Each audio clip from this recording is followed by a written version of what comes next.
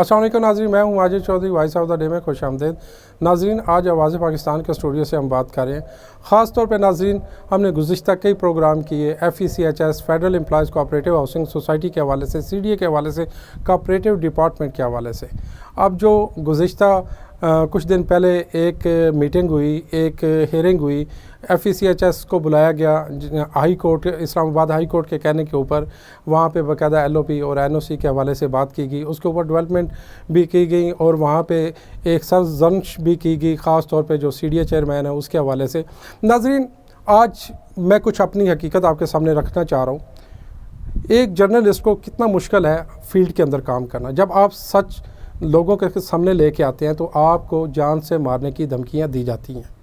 ये मैं बात कर रहा हूँ federal employees cooperative housing society की, जो मौजूदा मैनेजमेंट है, जिसमें वाजिद साई, करामत और उनके चंद जो लोग हैं मफाद प्रस्त, उनके इर्द गिर्द जो जमा है, बाकायदा हमारे घरों के ऊपर हमला किया गया, सरेआम वहाँ पे CDA टीम के सामने तशद्दुद किया गया रास्तों में। अब तो हमारे घरों के बाहर एक टोली की शक्ल में वहाँ पे इन्होंने बंदे मुनज़्ज़म जो है वो बंदे वहाँ पे हायर कर रखे हैं, जो कि थ्रेट करते हैं कि आप कोई भी जो जना गार्डन से रिलेटेड कोई अपडेट है, यहाँ पे जो इल्लीगल एक्टिविटी है, उसके ऊपर आप बात नहीं कर सकते।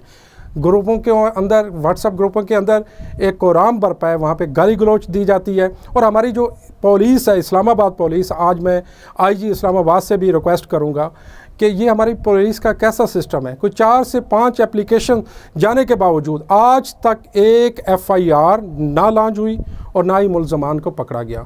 ये कानून कहाँ पे कानून है? ये जंगल का कानून बन चुका है। जो माफिया है, जो लैंड ग्रैबर है, वो इतने ताकतवर और इतने हैवी हो चुके हैं कि वो जो उनके ख़िलाफ़ कोई आवाज़ उठाता है, जब जर्नलिस्ट, एक आम जो सोशल मीडिया एक्टिविस्ट है, क्योंकि मैं मेंबर भी हूँ और जर्नलिस्ट भी हूँ, तो मेरे घर के बाहर बाकायदा लोगों से हमला करवाया जाता है। तो आज मैं ये कहना चाहता हूँ, मेरी जान को यहाँ पे ख़तरा भी है और मेरे बच्चों को भी। मेरे घर के बाहर बाकायदा इन्होंने कोई 15-20 लोगों की टोलियाँ मुकर्रर कर रखी हैं यहाँ पे, कि जो आते जाते वहाँ पे आवाज़ें भी कसते हैं और हरासा भी करते हैं, और कभी घर पे आके और कभी मुख्तलिफ़ हीलों बहानों से, डंडों से, लेटेस्ट वेपन के साथ वहाँ पे वो खड़े होते हैं। और जो सिक्योरिटी है, ख़ास तौर पे जो जना गार्डन की सिक्योरिटी है, वो इस वक्त ना होने के बराबर है। और पूरी मैनेजमेंट ये बदमाशियों के साथ मिलकर लोगों के घरों के ऊपर हमले करवाने में मसरूफ़ है।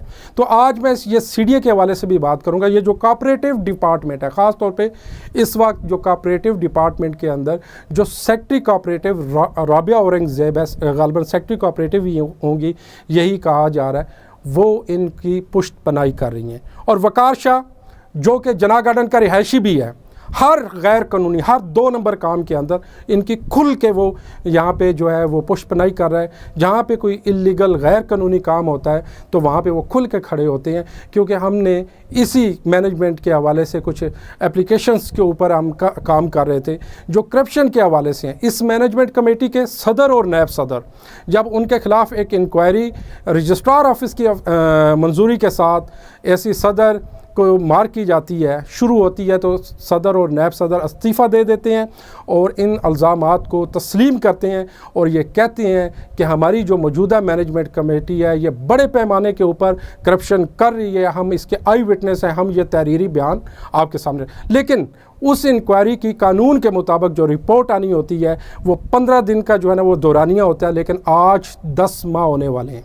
10 माह के अंदर उसकी रिपोर्ट ना आना, पब्लिक ना किया जाना, ये एक सवालिया निशान है। और इसी तरह CDA के हवाले से यहाँ पे जो इम्यूनिटी की ज़मीनों के ऊपर प्लाट लगाए गए, जो गैर कानूनी डेवलपमेंट यहाँ पे हुई और जितने भी गलत काम किए गए, री नंबरिंग के हवाले से यहाँ की जो मैनेजमेंट कमेटी है और उसके साथ कुछ उसके चंद फ्रंटमैन, वो डंडों के साथ लोगों के ऊपर हमलावर होते हैं, मारते हैं, गाली गलौच करते हैं, सरेआम थ्रेट करते हैं। बच्चों के ऊपर जो है वो हरासा किया जाता है। फैमिली के घर के बाहर आके टोलियों की शक्ल में वहाँ पे थ्रेट किया जाता है कि आप इस मकसद से पीछे हट जाएं, वरना आपको और आपकी फैमिली को जान से मार दिया जाएगा। आज मैं इस मीडिया के तवज्जुह से, आज इस प्लेटफॉर्म से मैं आज ये कहना चाहता हूँ, अगर खुदा न खास्ता मेरा कोई जानी, माली या मेरे ऊपर, मेरे बच्चों या मेरी फैमिली से रिलेटेड कोई ऐसा इशू होता है तो इसके ज़िम्मेदार वाजिद नसीम साई और हाजी करामत और इनके गिर्द कुछ और लोग भी हैं।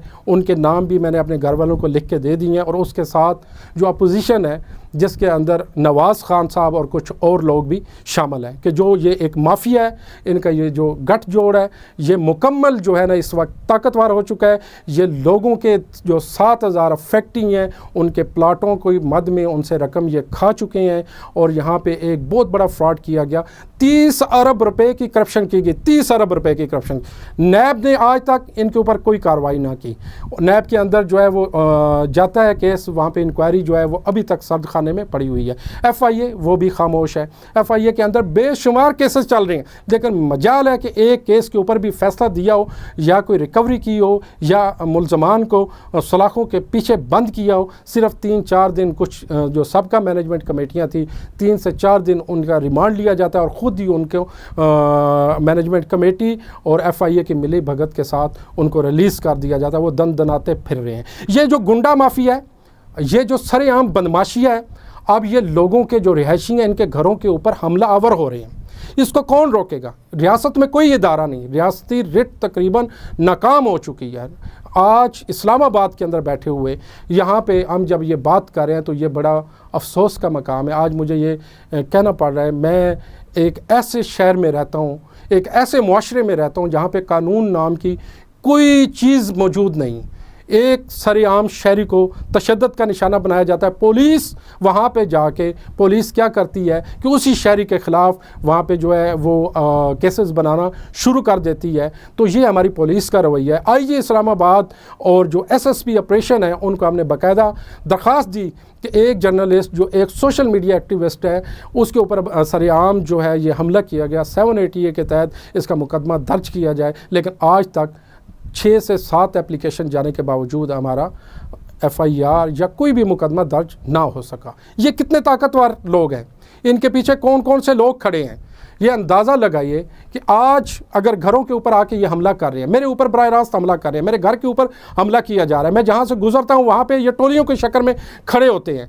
तो ये यहाँ पे जो सिक्योरिटी है, जो सिक्योरिटी के इदारे हैं और जो जना गार्डन की सिक्योरिटी है और बाकी इदारे तकरीबन नाकाम हो चुके हैं, और हमारी जो इंतज़ामिया है उनके लिए शर्म का मकाम है। और मैं चेयरमैन CDA से रिक्वेस्ट करूँगा कि ये पादाश है किसी एक इल्लीगल काम को हाईलाइट करने का कि उस शहरी के ऊपर आप सरेआम तशद्दुद किया जाता है और इदारे खामोश तमाशाई हैं। और मेंबर प्लानिंग सादिया हैदर साहबा से भी मैं आज रिक्वेस्ट करूंगा, सादिया हैदर साहबा ये सज़ा दी जाती है आपके लोगों के सामने, अब्दुल हक बरोई के सामने वहाँ पे तशद्दुद किया गया, वहाँ पे मारा गया, तो वहाँ पे इन लोगों के ख़िलाफ़ कोई एक्शन नहीं। आज भी ये दनदनाते फिर रहे हैं, आज भी ये इल्लीगल एक्टिविटी के अंदर मुलव्वस हैं। और जो वाजिद ग्रुप है, ये जो वाजिद ये जो जना गार्डन का डॉन बना हुआ है, इस्लामाबाद का डॉन बना हुआ है, और इसके पीछे जितने भी ये सारे प्रॉपर्टी डीलर हैं। और इसका बयान जो सबका जो सदर थे, जो इसी बॉडी का हिस्सा थे, उन्होंने बाकायदा स्टेटमेंट के अंदर जो है वो जमा करवाया, और जो री नंबर इनके जितने भी प्लाट हुए और जितनी यहाँ पे करप्शन हुई उन्होंने सरेआम एक्सपोज किया। लेकिन सवालिया निशान ये है कि 10 माह गुजरने के बावजूद उस इंक्वायरी की आज तक रिपोर्ट ना आ सकी। ये वो हरामखोर और रिश्वतखोर, ये वो माफिया है जिनके मुंह को ये लत लग चुकी है, ये खून लग चुका है। अब ये जो रिहायशी हैं उनके घरों के ऊपर आके हमला आवर होते हैं। उनकी पार्क की ज़मीनें इन्होंने बेच दी, ग्राउंड हमारे बेच दिए, वहाँ पे जो ग्रीन एरिया है वो बेच दिया, मसाजिद की जगह बेच दी, स्कूल हॉस्पिटल कोई चीज़ ना छोड़ी गई।